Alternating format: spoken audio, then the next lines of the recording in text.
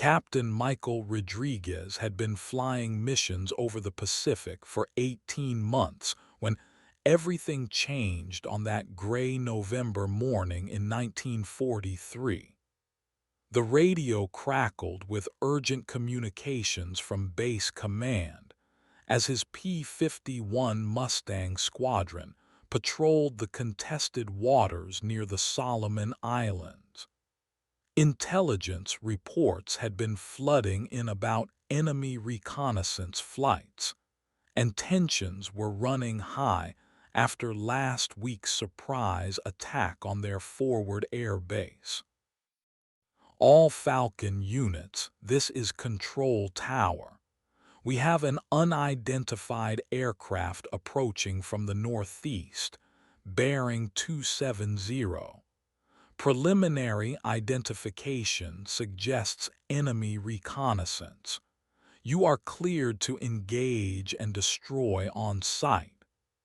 The voice of Colonel James Mitchell came through with military precision, but Michael could detect the underlying stress that had been building for weeks.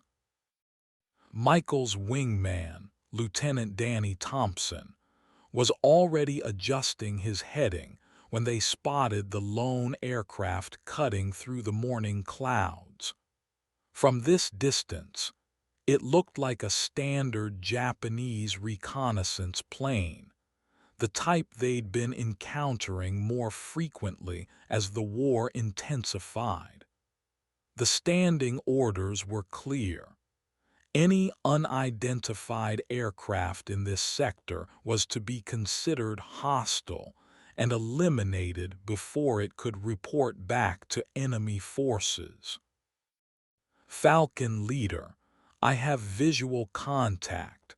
Thompson's voice crackled through the radio. Looks like a standard recon bird, flying solo about 3,000 feet below us. Michael could see his young wingman's eagerness to engage. Thompson had only been with the squadron for 6 weeks, having arrived as a replacement after their previous losses during the Guadalcanal campaign. The aircraft below seemed oblivious to their presence, maintaining steady course and altitude. Michael began his descent, following standard interception procedures that had been drilled into him since flight school. The morning sun created perfect conditions for an attack run, with the enemy aircraft silhouetted against the lighter clouds below. This should have been a routine engagement, the kind they'd executed dozens of times before. But something felt different as they closed the distance. The aircraft's flight pattern wasn't typical of enemy reconnaissance missions. Most Japanese pilots would have been maintaining radio silence and flying evasive patterns to avoid detection. This pilot seemed almost casual, as if completely unaware of the danger approaching from above. Falcon 2, maintain formation and prepare for attack run, Michael commanded, though a nagging feeling in his gut suggested something wasn't right. Years of combat experience had taught him to trust his instincts, even when they contradicted clear orders from command. The aircraft below continued its steady flight path, neither climbing nor taking evasive action. As they descended to attack altitude, Michael reached for his radio to confirm the engagement order one final time. The morning light was growing stronger, and soon they would be close enough to make positive identification of the target. Whatever happened in the next few minutes would determine whether this became another routine mission report or something that would haunt him for the rest of his life. Lieutenant Danny Thompson checked his weapons systems one final time as they approached firing range. The young pilot had been eager to prove himself since joining the squadron, and this seemed like the perfect opportunity to demonstrate his skills. His P-51 Mustang responded smoothly to every control input as they descended toward their target, engines humming with the reliability that had made these aircraft legendary among Allied pilots.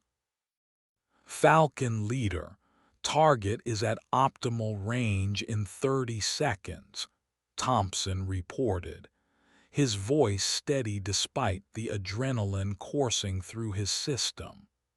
This would be his first solo kill if everything went according to plan.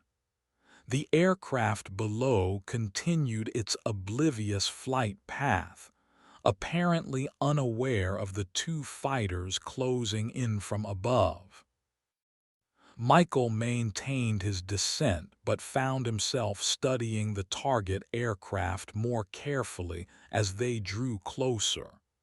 Something about its configuration was bothering him, though he couldn't quite identify what was triggering his unease. The silhouette seemed familiar, but not in the way he expected from enemy reconnaissance aircraft they'd encountered before. Control Tower, this is Falcon leader requesting confirmation on target identification, Michael radioed back to base. The response came back immediately, with Colonel Mitchell's voice carrying more urgency than before. Falcon leader, you have your orders. Intelligence confirms enemy reconnaissance activity in your sector. Engage and destroy immediately.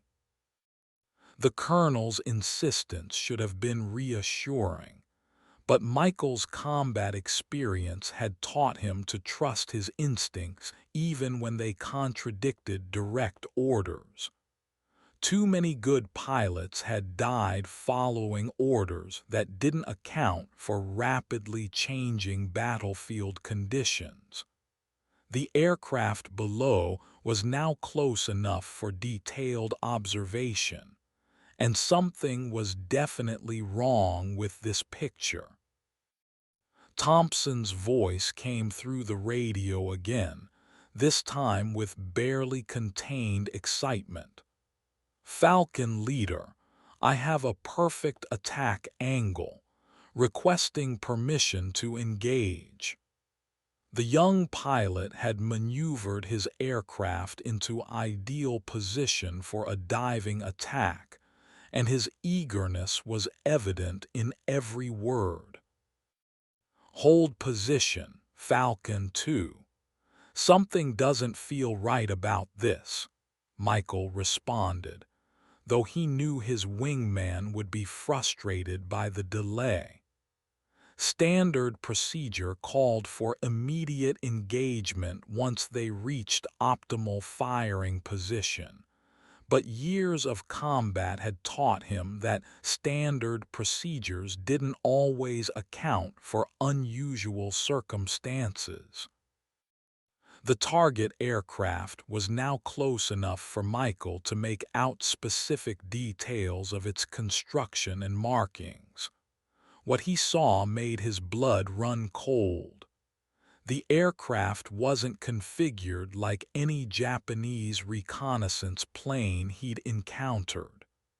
The wing design was wrong, the engine placement was different, and most importantly, there was something painted on the underside of the left wing that he couldn't quite make out from this angle. Falcon leader, we need to engage now or risk losing our advantage, Thompson pressed, his frustration evident. The young pilot was right from a tactical standpoint, but Michael's instincts were screaming that something was terribly wrong with this entire situation. Michael adjusted his position slightly to get a better view of the aircraft's markings, knowing that the next few seconds would determine whether they were about to prevent enemy reconnaissance or commit a tragic mistake that would haunt them forever. The morning sun shifted slightly behind the clouds, casting new shadows across the aircraft below and suddenly illuminating details that had been hidden moments before. Michael's heart nearly stopped as he finally got a clear view of the marking on the underside of the left wing. What he saw there would change everything about this mission and potentially save lives that would have been lost to a catastrophic case of mistaken identity. Falcon 2, abort attack immediately, Michael shouted into his radio, his voice carrying an urgency that made Thompson instantly respond by pulling up from his diving attack run. The young pilot's confusion was evident in his response, but military discipline kicked in, and he followed orders without question. "Falcon leader, what's the situation?" Thompson asked, his aircraft now climbing back to formation altitude. The target aircraft below continued its steady flight path, still apparently unaware of how close it had come to being shot down by its own allies. Michael's mind raced as he processed what he had seen. The marking under the wing was unmistakably American, though partially obscured by what appeared to be hasty camouflage paint. This wasn't an enemy reconnaissance aircraft at all, but rather an Allied plane that had been modified or damaged in some way that made it nearly unrecognizable from standard identification protocols. "Control Tower, this is Falcon Leader. We have a situation here that requires immediate clarification," Michael radioed back to base, his voice steady despite the adrenaline surge from their near-catastrophic mistake. "Target aircraft is displaying Allied markings, requesting immediate stand-down of engagement order." The radio remained silent for several long seconds before Colonel Mitchell's voice came back, this time with barely controlled anger. "Falcon leader, you have specific orders to engage. Intelligence confirms enemy activity in your sector. Proceed with mission as directed." But Michael had seen enough to know that their intelligence was wrong, and following orders blindly would have resulted in shooting down one of their own aircraft. The pilot below might be lost, damaged, or operating under special orders that hadn't been communicated to their squadron. Whatever the case, this was definitely not an enemy reconnaissance mission. Negative, Control Tower. Visual confirmation shows Allied markings on target aircraft. We are not engaging, Michael responded firmly, knowing that his decision to disobey direct orders could result in court-martial proceedings. But the alternative was living with the knowledge that he had killed Allied personnel due to faulty intelligence. Thompson's voice came through the radio with a mixture of confusion and respect. "Falcon leader, I couldn't see the markings from my position. Good catch." The young pilot's tone suggested he was beginning to understand the gravity of what had almost happened. The aircraft below suddenly began to change course, apparently finally aware of the two fighters in the vicinity. Michael could see the pilot making standard identification maneuvers, confirming that this was indeed an Allied aircraft that had somehow ended up in the wrong place at the wrong time.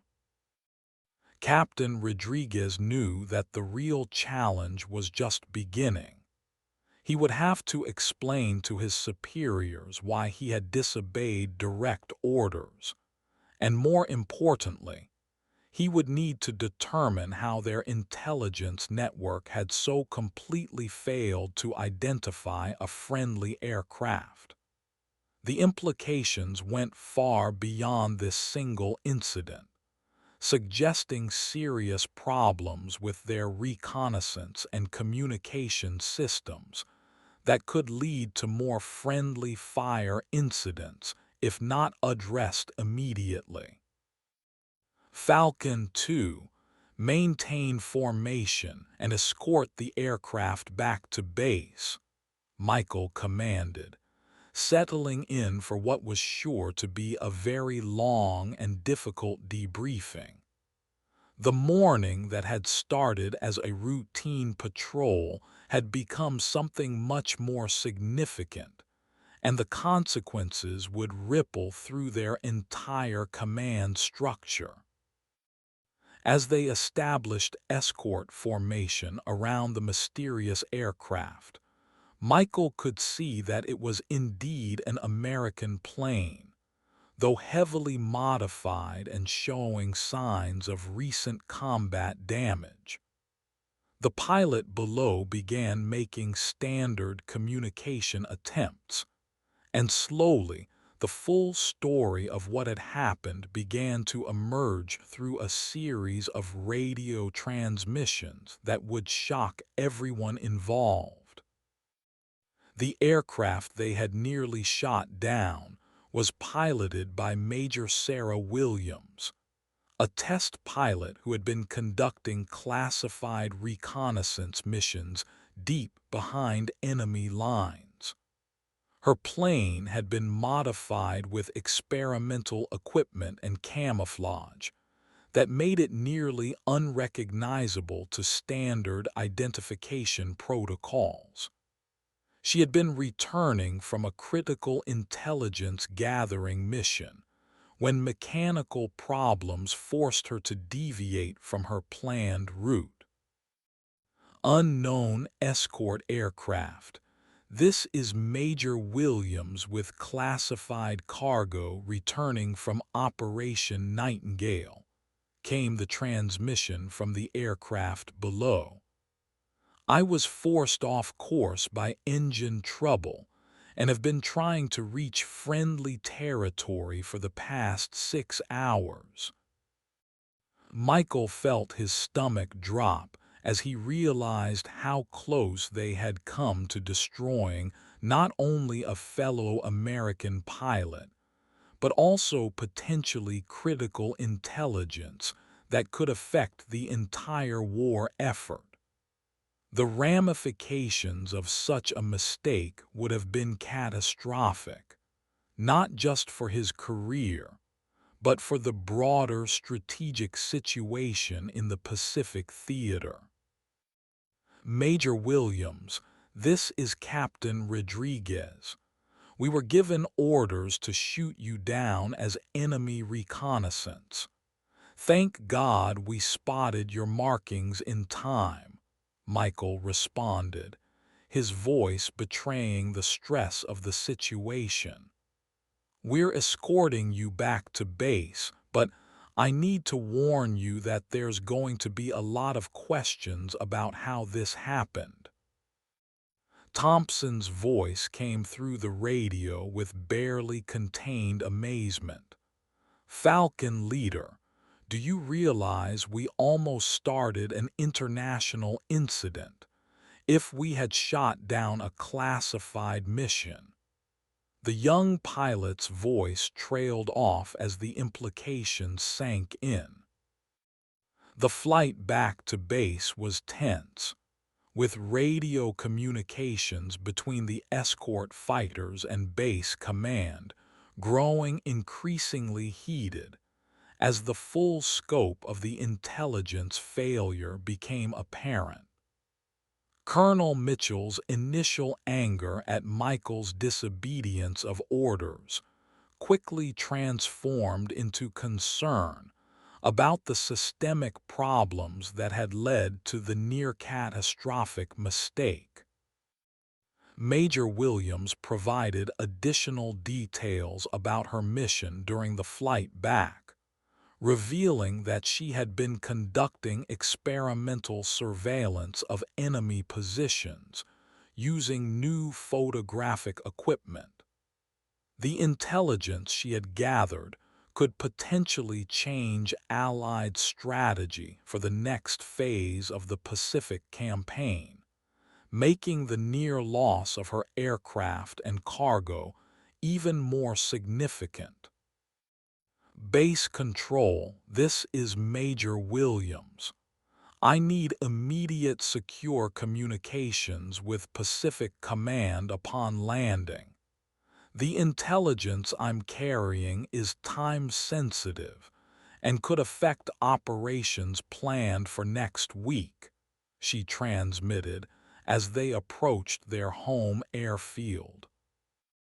Michael could see the base coming into view, with emergency vehicles already positioned along the runway. Word had apparently spread quickly about the incident, and it was clear that this was going to become a major investigation. The next few hours would determine not only his own fate, but potentially lead to significant changes in how intelligence and identification procedures were handled throughout the theater.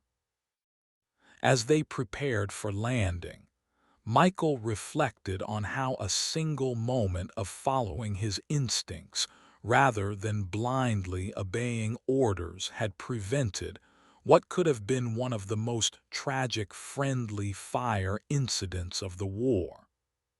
The marking under Major Williams' wing had been partially obscured by camouflage paint, visible only from a specific angle under the right lighting conditions. The landing was smooth despite the tension surrounding the incident.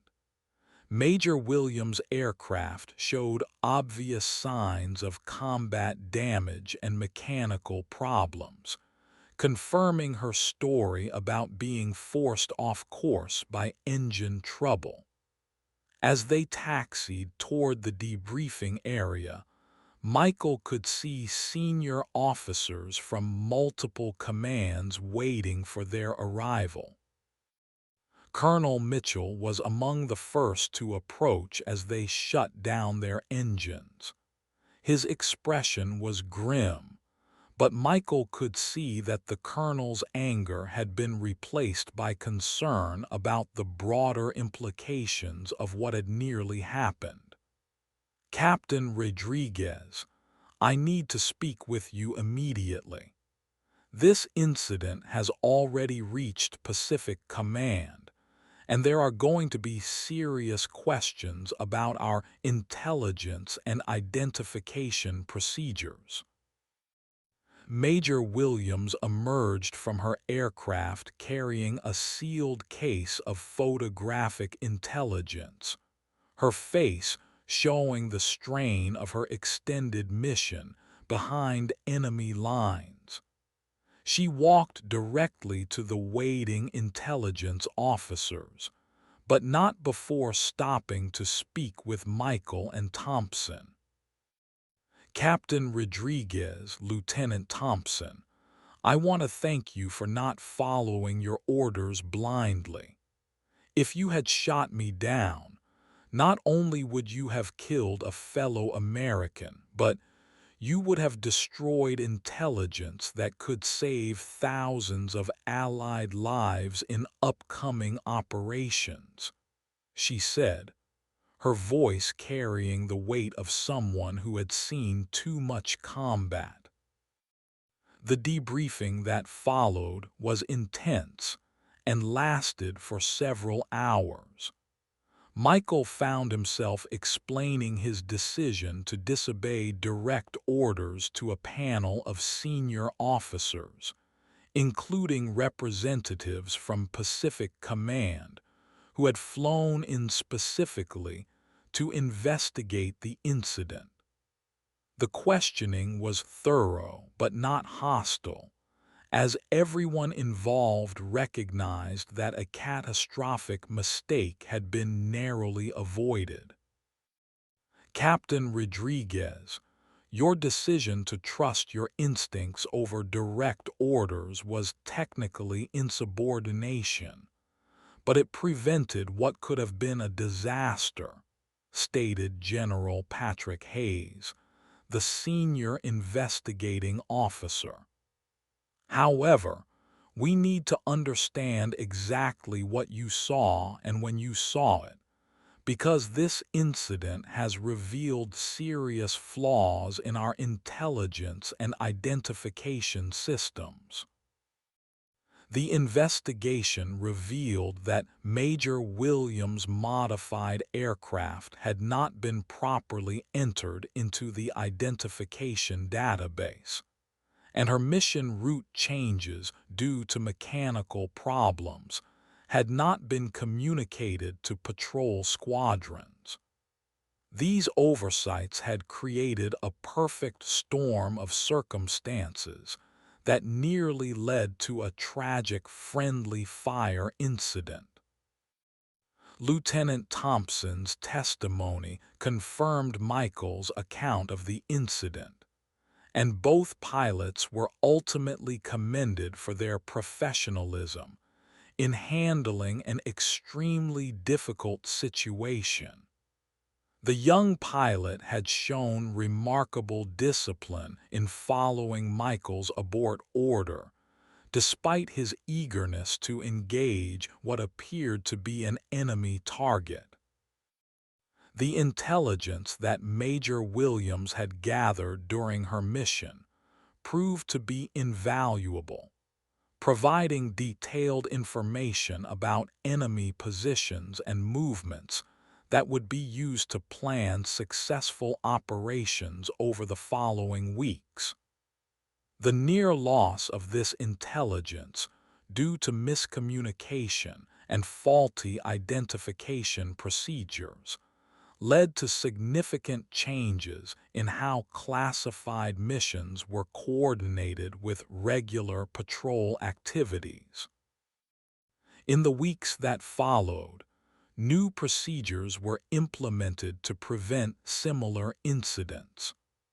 All modified aircraft were required to be registered in identification databases, and communication protocols were established to ensure that patrol squadrons were informed of friendly aircraft operating in their sectors, even during classified missions. Captain Rodriguez was not only cleared of any wrongdoing, but was recommended for commendation for his sound judgment under pressure.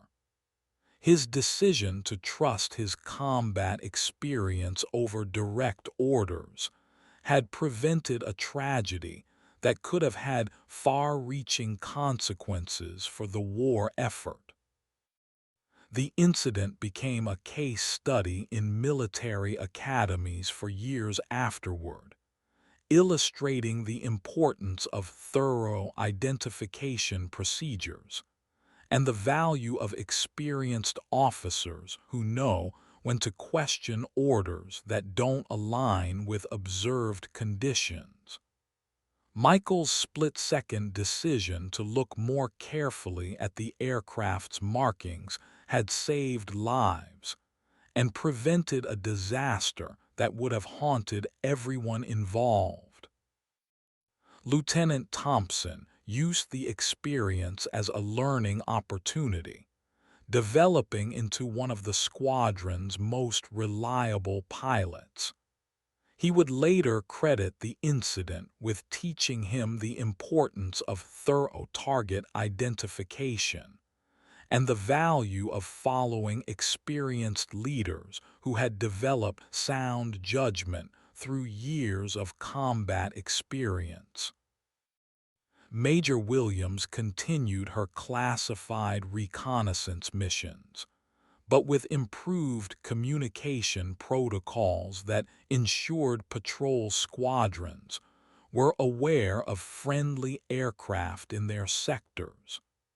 Her intelligence gathering contributed to several successful Allied operations in the Pacific Theater, validating the importance of the near-catastrophic incident that had almost ended her mission prematurely.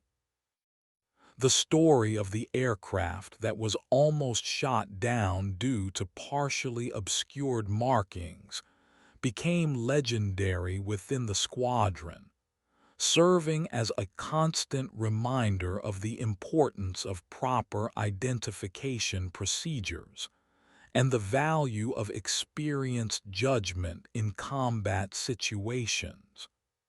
It was a lesson that would be passed down through generations of pilots. Colonel Mitchell used the incident to advocate for improved intelligence sharing between different command levels, ensuring that critical information about friendly aircraft movements was properly disseminated to all relevant units.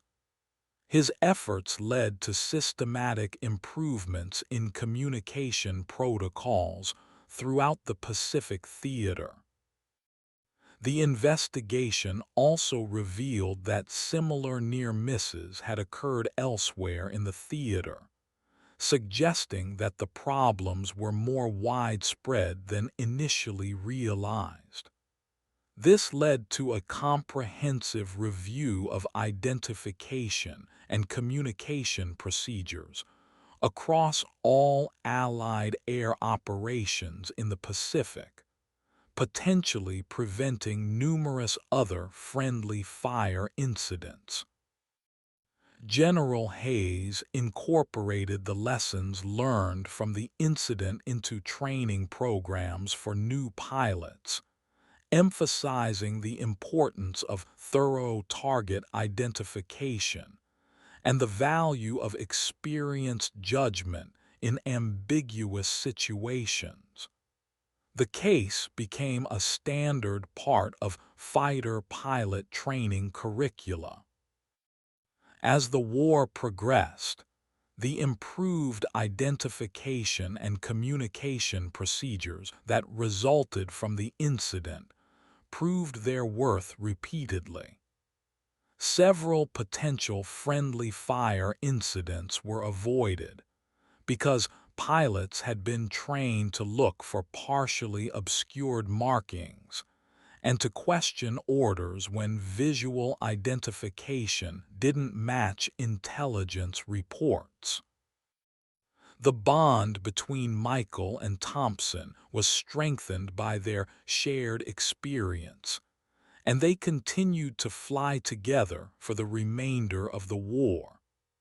Their partnership became known for thorough professionalism and sound judgment, qualities that had been demonstrated during that tense November morning when everything could have gone wrong. Major Williams' successful completion of her classified mission contributed to Allied intelligence about enemy movements and positions, helping to plan operations that shortened the war and saved countless lives. The intelligence photographs she had risked her life to obtain provided crucial information about enemy defensive positions. The incident also highlighted the courage required for pilots to trust their instincts and disobey orders when circumstances demanded it. Michael's decision had required not only good judgment, but also the moral courage to face potential court-martial proceedings for the sake of doing what he believed was right. Years later, when Michael was asked about the incident during a military history interview, he emphasized that the real lesson was about the importance of thorough training and the value of experienced officers who could make sound decisions under pressure. He credited his years of combat experience with giving him the judgment necessary to recognize when something didn't feel right about a situation.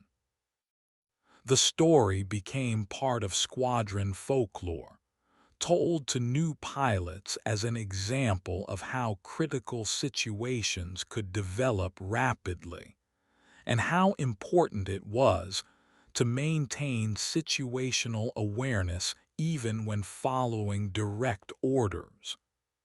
It served as a reminder that military discipline must be balanced with sound judgment and thorough observation.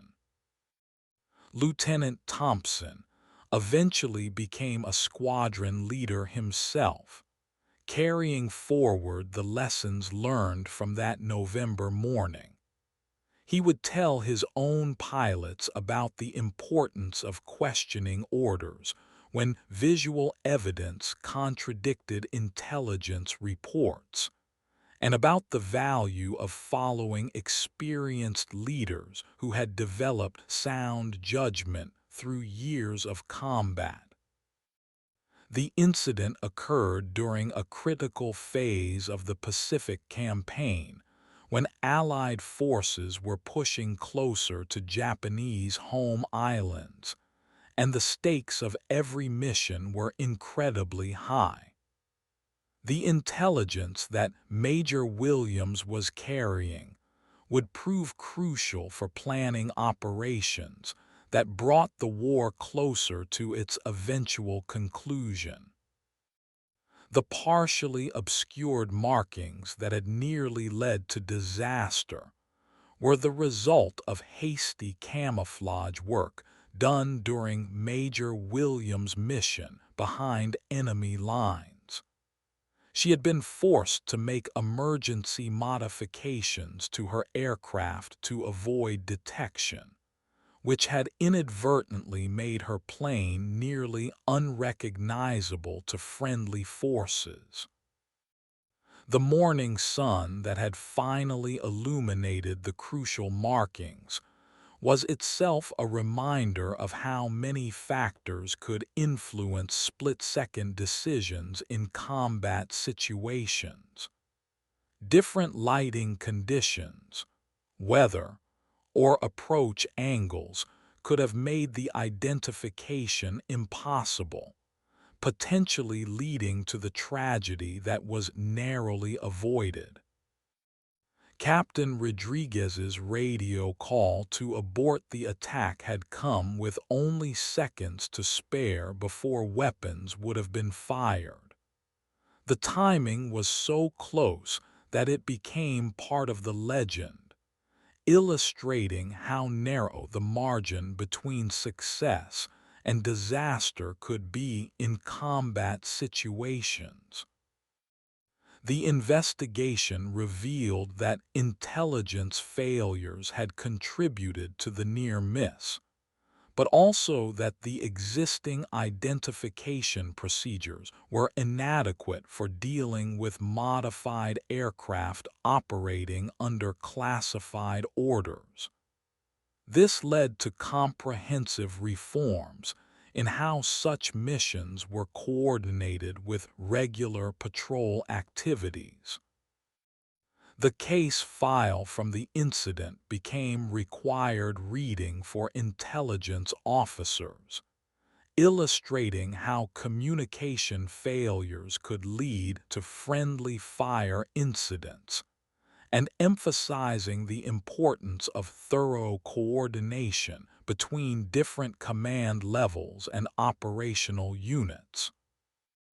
Major Williams' mission had been so classified that even senior officers at the base had not been informed of her expected return route. This compartmentalization of information, while necessary for security reasons, had contributed to the near disaster by preventing proper coordination with patrol squadrons. The enemy reconnaissance reports that had led to the shoot-down order were later determined to have been based on legitimate intelligence about actual enemy aircraft in the area. However, the timing and location information had been imprecise, leading to the misidentification of Major Williams' aircraft as hostile. Lieutenant Thompson's eagerness to engage had been typical of young pilots, but the incident taught him the value of patience and thorough observation in combat situations. He would later credit this experience with making him a more effective and thoughtful pilot throughout the remainder of his career. The squadron's reputation for thorough professionalism was enhanced by their handling of the incident, and they were subsequently assigned to more critical missions requiring sound judgment and careful execution. Their demonstrated ability to make good decisions under pressure made them valuable assets for complex operations. The story of the near miss became part of the broader narrative about the importance of proper identification procedures in preventing friendly fire incidents. It was cited in post-war analyses of combat effectiveness and the factors that contributed to successful air operations in the Pacific Theater. Colonel Mitchell's handling of the aftermath demonstrated effective leadership in crisis situations, as he quickly shifted from anger at disobeyed orders to concern about the systemic problems that had created the dangerous situation. His response became a model for how commanders should handle similar incidents. The incident occurred during a period when the pace of operations was increasing rapidly, and the pressure to engage enemy aircraft quickly was intense. This context made Captain Rodriguez's decision to take extra time for proper identification even more remarkable and significant. The photographs that Major Williams had risked her life to obtain provided detailed intelligence about enemy defensive positions, troop movements, and supply routes. This information was used to plan successful operations that advanced Allied objectives and potentially shortened the duration of the war. The marking under the wing that had saved Major Williams' life was a standard Allied identification symbol, but it had been partially painted over during her mission to avoid detection by enemy forces. Only a small portion remained visible, and only under specific lighting conditions.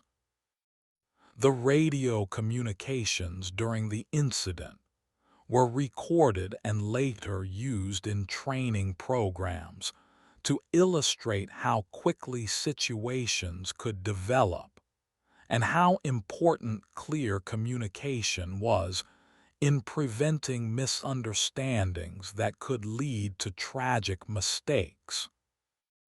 Captain Rodriguez's decision to trust his instincts over direct orders required not only good judgment, but also the moral courage to face potential consequences for disobeying commands.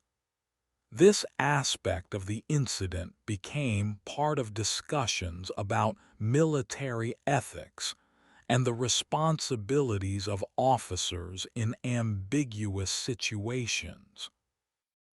The near miss highlighted the complex challenges of coordinating air operations in an active combat theater, where multiple missions might be operating simultaneously without full awareness of each other's activities. This led to improvements in overall coordination and communication systems. The incident became a defining moment for everyone involved, shaping their understanding of the importance of thorough procedures and careful judgment in combat situations. It served as a reminder that split-second decisions could have far-reaching consequences for the war effort and the lives of fellow service members. Lieutenant Thompson's development as a pilot was significantly influenced by the experience, as he learned to balance aggressive engagement with careful observation and identification. This balance would serve him well throughout his military career and make him a more effective leader when he eventually commanded his own squadron. The investigation's findings led to changes in training programs for new pilots, emphasizing the importance of proper identification procedures and the value of questioning orders when visual evidence contradicted intelligence reports. These changes potentially prevented numerous other friendly fire incidents throughout the remainder of the war. Major Williams' successful completion of her classified mission, despite the near disaster, demonstrated the importance of the intelligence gathering work being conducted behind enemy lines. Her courage and professionalism under extremely difficult circumstances contributed significantly to Allied understanding of enemy capabilities and intentions. The story of the morning when everything could have gone wrong became a testament to the importance of experience, judgment, and moral courage in military operations. It illustrated how individual decisions by frontline personnel could have strategic implications, and how the character of military leaders was tested in moments of crisis. The incident served as a reminder that in war, the margin between success and disaster could be measured in seconds, and that the quality of decision-making by individual officers could determine the fate of critical missions and the lives of fellow service members. It became part of the legacy of those who served in the Pacific Theater during World War II. Years after the war ended, the participants in the incident would occasionally reunite and reflect on how that November morning had changed their understanding of military service and the importance of sound judgment under pressure. Their experience became part of the broader story of how ordinary people rose to extraordinary challenges during one of history's most significant conflicts. The legacy of the incident continued to influence military training and procedures long after the war ended, serving as a case study in the importance of proper identification procedures and the value of experienced judgment in combat situations. It remained a powerful reminder of how close disaster could come and how individual actions could prevent tragedy.